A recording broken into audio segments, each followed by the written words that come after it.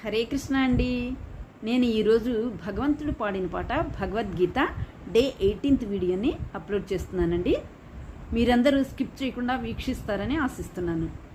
Like subscribe కూడా చేయండి, share కూడా చేయండి. హరే కృష్ణ అండి.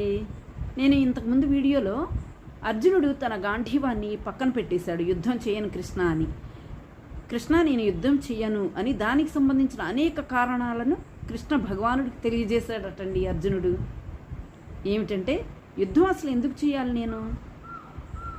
నేను రాజ్యం దక్కించుకున్న తర్వాత వీరందరూ ఎవరి కోసం, వీరందరూ ఎవరు ఉండరు కదా, సంహరింపబడతారు, ఎవరు ఉండరు, నా విజయాన్ని ఎవరు చూడటానికి నేను యుద్ధం చెయ్యాలి అని అడిగాడటండి కృష్ణ భగవానుడిని.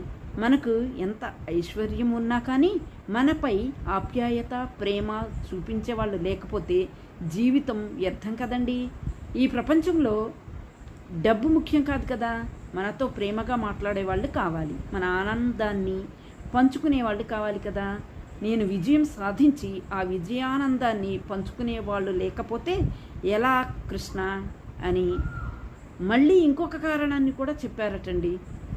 వేరే వాళ్ళని చంపితే జీవహింస చేస్తే నాకు పాపం వస్తుంది కదా అని చెప్పాడట అర్జునుడు.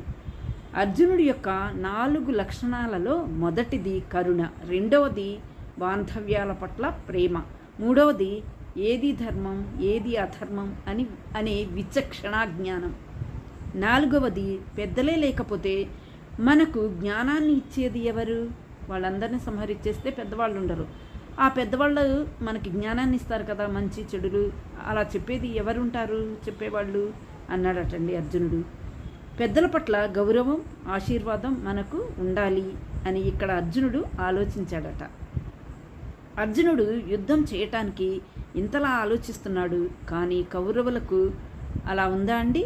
వాళ్ళు యుద్ధానికి రెడీ అయిపోయారు. వాళ్ళకి రాజ్యాకాంక్ష, రాజ్యాన్ని దక్కించుకోవాలని. నెక్స్ట్ వీడియోలో కంటిన్యూ చేస్తానండి. హరే కృష్ణ.